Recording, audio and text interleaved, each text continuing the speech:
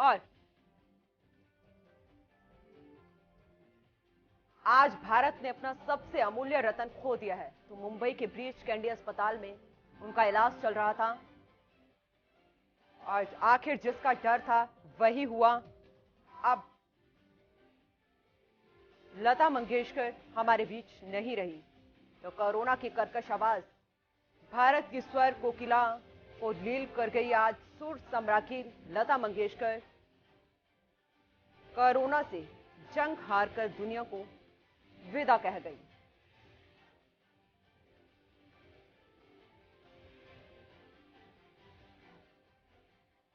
तो breach candy अस्पताल के आईसीयू में काफी लंबे समय से उन्हें रखा गया था और लंबे समय से उनका इलाज भी चल रहा था, लेकिन इस बीच ये भी खबरें आ रही थी कि उनकी सेहत में सुधार है और कोरोना के बाद उन्हें निमोनिया हुआ, जिसके बाद वो रिकवर नहीं कर पाई।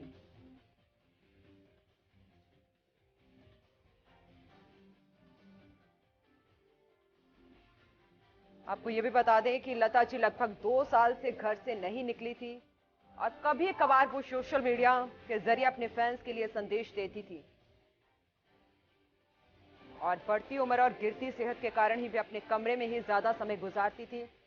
लेकिन उनके घर के ही एक स्टाफ मेंबर था, उनका नौकर था, जिसकी रिपोर्ट कोरोना पॉजिटिव आई थी और 8 जनवरी को उनकी रिपोर्ट भी कोरोना पॉजिटिव आई थी, जिसके बाद लगातार उनकी सेहत गिरती हुई नजर आ रही थी। तो मुंबई के ब्रीच कैंडी अस्पताल में उन्होंने अंतिम सांस ली। तो स्वर कोकिला, दीदी और ताई जैसे नामों से लोकप्रिय लता जी के निधन से अब पूरे देश में शोक की लहर है। कई दिनों से फैंस उनकी दुआएं कर रहे थे ठीक होने की, कि वो जल्द से जल्द ठीक होकर हमारे बीच आए।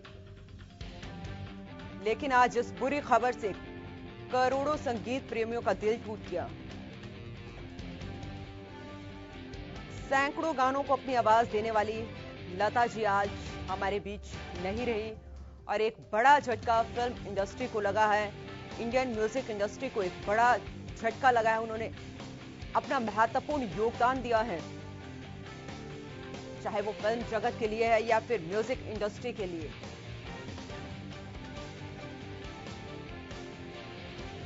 आपको ये भी बता दें कि 92 साल की उम्र में लता जी ने अंतिम सांस ली और 36 भाषाओं में 50,000 से ज्यादा गाने उन्होंने आज तक गाए हैं।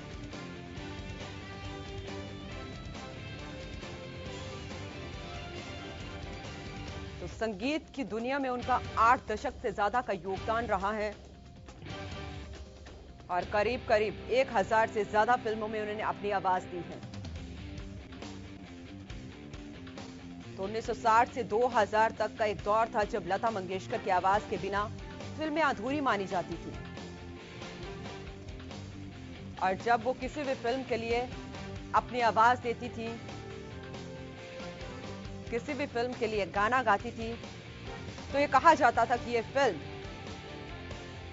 हिट होगी, गारंटी दी जाती थी कि ये फिल्म सुपरहिट होगी।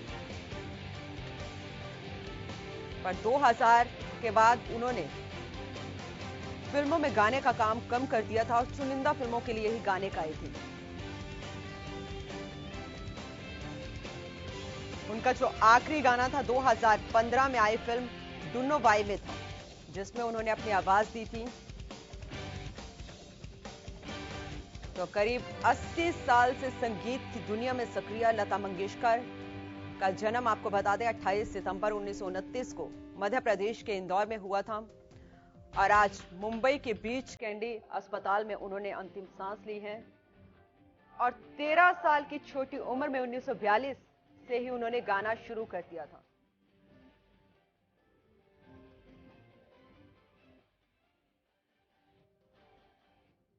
तो लता मंगेशकर को 2001 में संगीत की दुनिया में उनके योगदान के लिए भारत के सर्वोच्च नागरिक सम्मान भारत रत्न से भी नवाजा गया था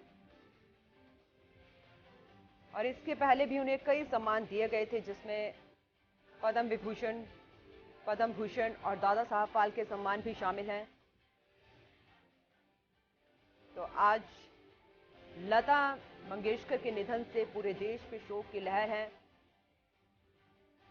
काफी लंबे समय से फैंस दुआएं कर रहे थे कि वो जल्द ठीक होकर हमारे बीच आए, लेकिन अब वो हमारे बीच कभी नहीं आ पाएंगी। भले उनकी यादें हमारे बीच जरूर जिंदा रहेंगी, उनके गाए हुए गाने आज भी सुने जाते हैं।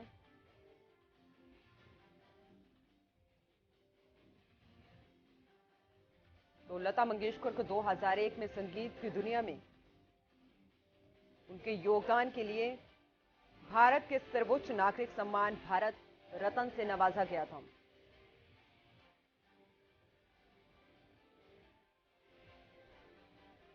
और 61 साल की उम्र में गाने के लिए इन्हें नेशनल अवार्ड से भी नवाजा गया और एकमात्र गायिका रही हैं लता मंगेशकर जिन्हें 61 साल की उम्र में नवाजा गया है।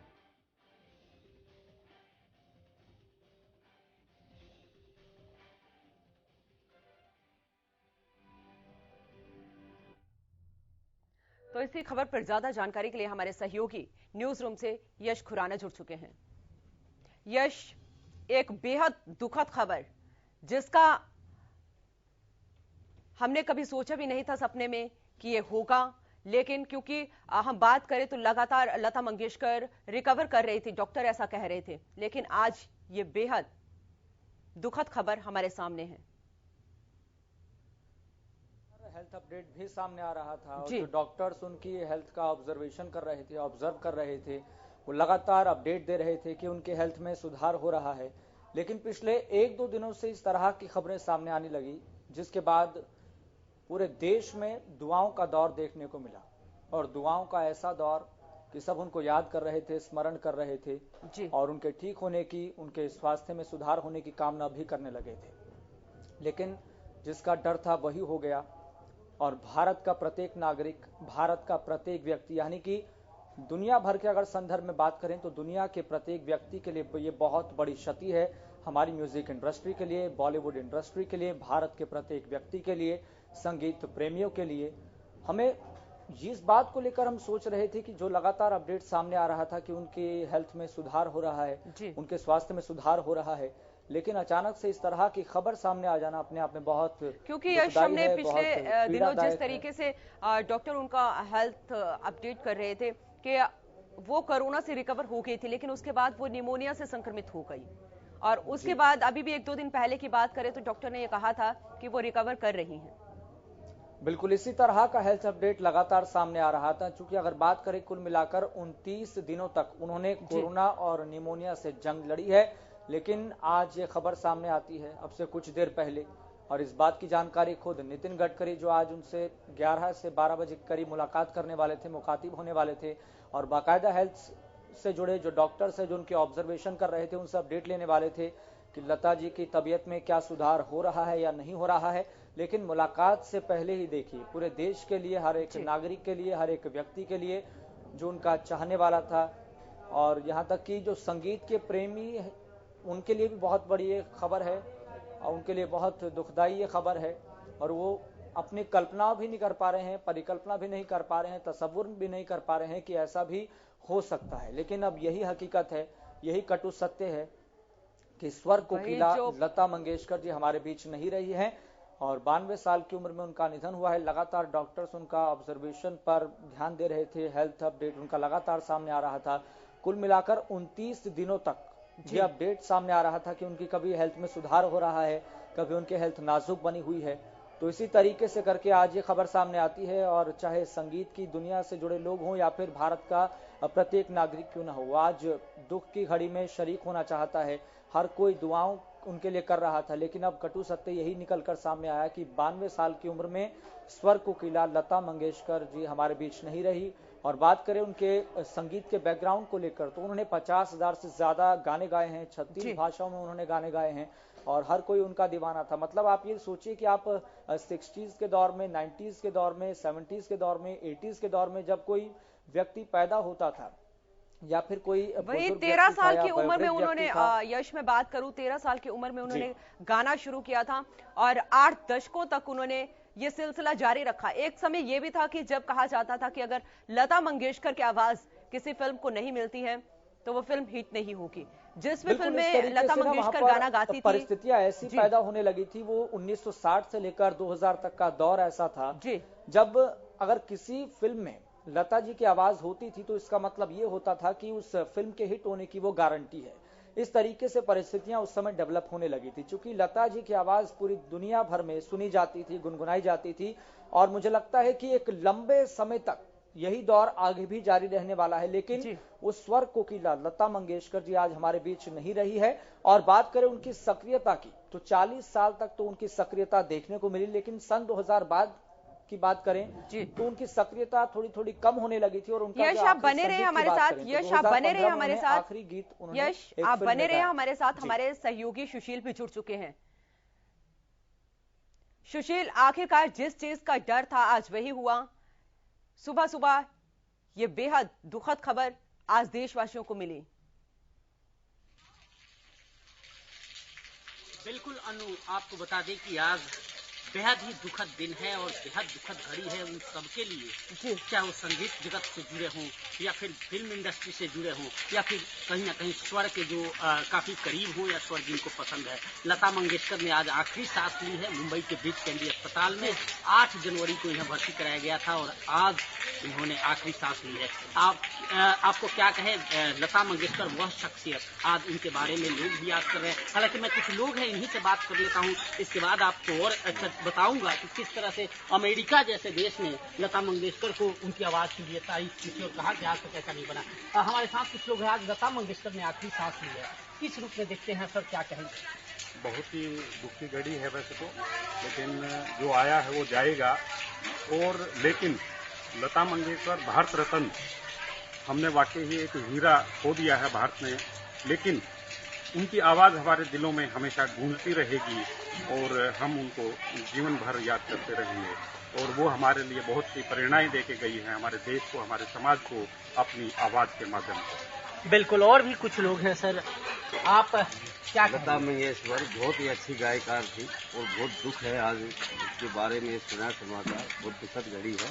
लेकिन उसकी जो आवाज थी बहुत सुरीली आवाज, बहुत बारीक आवाज, और आज भी वो याद रहेगी हमेशा। कोई गाना ध्यान में है आपको? गाना तो अभी ध्यान में नहीं है उनका, बाकी बहुत ही अच्छे गाने। बिल्कुल, माता जी भी हैं। माता जी, आप क्या कहेंगी, आपके दौर की लता मंगेशकर आज आखिरी सांस ली हैं?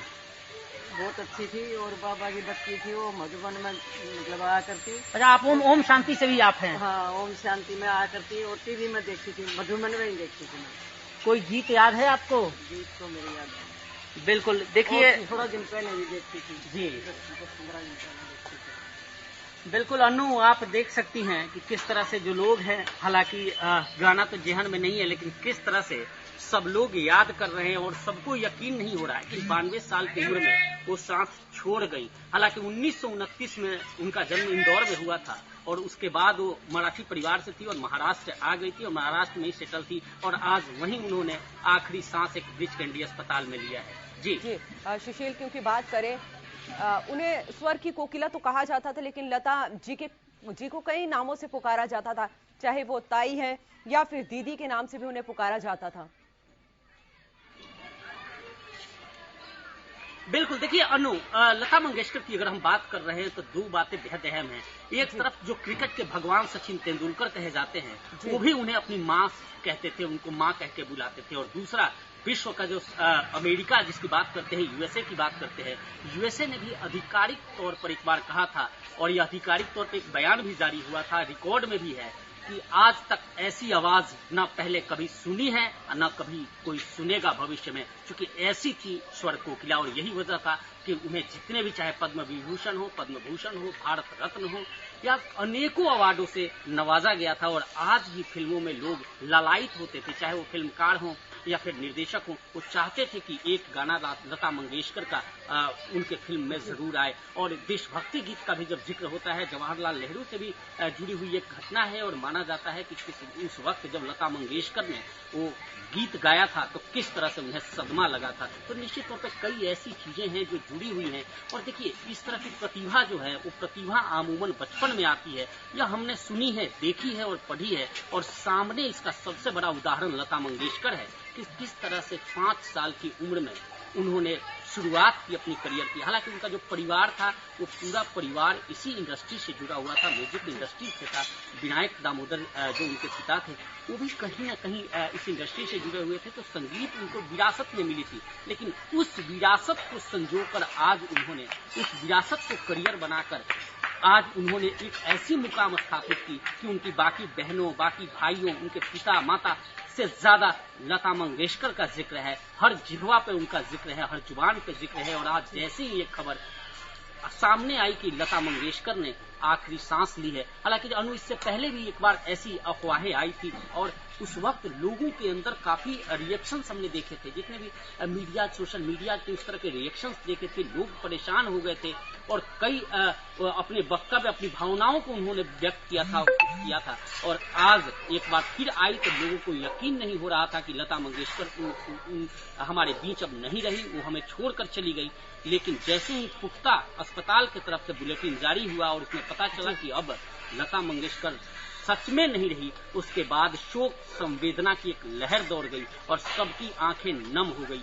कई लोग उस दौर को याद कर रहे हैं, कई लोग उन गानों को याद कर रहे हैं जिन गानों के सहारे लता मंगेशकर ने मुकाम हासिल किया है। और आज भी एक अमिट छाप, चाहे वो फिल्म इंडस्ट्री हो या लोगों के जहन की बात करें या दिलो दिमाग की बात करें, तो वहां वो छोड़ गई है। जी अनु। सुशील, आप बने रहे हमारे साथ, हमारे सहयोगी यश भी जुड़े हुए हैं। यश, मैं आपके पास आती हूँ क्योंकि आज जो बेहद दुखद खबर आई है उसने पूरे देश को हिलाकर रख दिया है। चाहे वो फिल्म इंडस्ट्री है या फिर म्यूजिक इंडस्ट्री है, बेहद योगदान दिया है लता मंगेशकर ने। और जो संगीत प्रेमी है उनके लिए ये अपूर्णीय क्षति है आज। बिल्कुल, इस बात में कोई दोराय नहीं है, कोई दो मत नहीं है। लेकिन इस बात को भी हमें समझना होगा कि जो इस दुनिया में आया है उसका जाना एक ना एक दिन निश्चित जरूर है। लेकिन कुछ व्यक्ति होते हैं जो अपने जीवन में आते हैं, वो कुछ नहीं करते हैं, लेकिन कुछ ऐसे व्यक्ति होते हैं जीवन में आकर ऐसी छाप छोड़ते हैं, ऐसे कार्य करते हैं कि उनको जन्मों जन्मों तक याद किया जाता है। ऐसी शख्सियत, ऐसा व्यक्तित्व, सादगी से भरी हुई वो शख्सियत थी, व्यक्तित्व ऐसा था कि हर कोई उनसे डायरेक्टली इनडायरेक्टली एक तरह से जुड़ा हुआ था। और आज उनकी ये क्षति न केवल किसी संगीत की दुनिया के लिए, जो उनके प्रेमी है वो उनके लिए है, ये केवल क्षति बॉलीवुड इंडस्ट्री के लिए नहीं है। क्योंकि इस बात का हमें ख्याल रखना होगा कि जब इस भारतवर्ष के इस किसी परिवार में अगर कोई शुरुआत होती है सुबह की और रात अगर खत्म होती है, तो जैसे ना तैसे करके डायरेक्टली इनडायरेक्टली उनका संगीत जरूर जहन में आता है। और 1000 से ज्यादा फिल्मों में उन्होंने काम किया है, 36 भाषाओं में गाने गाए हैं, 50,000 से ज्यादा उन्होंने गाने रिकॉर्ड किए हैं, जो अपने आप में एक अनूठा एक रिकॉर्ड है, जो किसी भी संगीत जो प्रेमी के लिए या फिर संगीतकार के लिए अपने आप में बहुत बड़ा रिकॉर्ड माना जाता है। लेकिन एक ऐसी शख्सियत जो डायरेक्टली इनडायरेक्टली हर किसी से जुड़ी हुई थी, क्योंकि भारतवर्ष की बात ही की जाती है, चाहे 60s के दौर की बात हो, 70s के दौर की बात हो, 80s के दौर की बात हो, हर तरह से वह जुड़ी रही। और एक दौर ऐसा भी आया जब ऐसा फिल्मों में लगने लगा कि अगर इस फिल्म में लता जी की आवाज नहीं है तो माना जाता था कि वो फिल्म हिट नहीं होगी। लेकिन अगर जिसमें भी गाना होगा तो उस फिल्म की गारंटी हो जाया करती थी। यश आप बने रहे, यश आप बने रहे। किया गया है कि 2 दिन तक पूरे देश में राष्ट्रीय शोक रहेगा, क्योंकि ये होना भी चाहिए। 2001 में भारत रत्न से उनको नवाजा गया, फिर नेशनल अवार्ड उनको दिया गया। उनकी फिल्म लेकिन में उन्होंने गाना गाया था, वो सुपर डुपर हिट रहा था और हर एक तक उनकी आवाज ये पहुंची और दिल से लेकर दिमाग तक उनकी आवाज रहती थी। गुनगुनाते हुए, चलते हुए, बस दिमाग में लता जी का नाम और उनका वो दौर जब किशोरदा के साथ, मोहम्मद रफी साहब के साथ उनका गाना गाना, बड़े बड़े कॉन्सर्ट्स करना, बॉलीवुड इंडस्ट्री में एक अलग छाप छोड़ना। और इस बात को भी हमें ख्याल रखना होगा कि लगता है कि नियति को यही मंजूर था, नियति को ये मंजूर था कि लता जी हमारे बीच से चले जाएं। हालांकि दुआओं का दौर पूरे देश भर में देखने को मिल रहा था। हर जगह से, हर जिले से, हर क्षेत्र से और हर राज्य से इसी तरह की खबरें सामने आ रही थी कि लता जी के लिए, स्वर कोकिला के लिए और एक ऐसी शख्सियत के लिए जो सादगी से भरी हुई है, सादगी से परिपूर्ण है, उनके लिए हर कोई दुआ कर रहा था कि वो ठीक हो जाएं, जल्दी से जल्दी ठीक हो जाएं। भले ही वो 2 साल से घर से अपने बाहर नहीं निकली थी, लेकिन 2 साल पहले भी इसी तरह की खबरें लगातार सामने आ रही थी कि उनको सांस लेने में तकलीफ है, उनको निमोनिया हो गया है। फिर उसके बाद उनको ब्रीच कैंडी अस्पताल में भर्ती कराया गया, फिर वो ठीक हो गई, फिर घर पे आई। फिर आज से 29 दिन पहले की बात करें, यानी कि 8 जनवरी की, तो उनके घर में ही एक स्टाफ मेंबर उनका कोरोना संक्रमित पाया गया था। फिर उनको कोरोना संक्रमण हुआ, रिपोर्ट उनके सामने आई कि फिर पता लगा कि पॉजिटिव है लता मंगेशकर जी भी। फिर ब्रीच कैंडी अस्पताल में उनको भर्ती कराया गया। फिर परिस्थितियां जैसे जैसे फिर सामान्य भी होती गई, फिर पता लगा कि ये चीजें, परिस्थितियां कुछ और ही इशारा कर रही है। फिर 2 दिन पहले खबर सामने आती है कि हेल्थ अपडेट में पता लगता है पूरे देश भर को लगातार अपडेट भी कर रहे थे डॉक्टर्स, जो कि ऑब्जर्वेशन में उनको रखा गया था। फिर पता लगता है कि उनके स्वास्थ्य में कोई सुधार नहीं हो रहा है, हालात लगातार नाजुक बनते जा रहे हैं और आज देखिए जिसका डर था वो हो गया।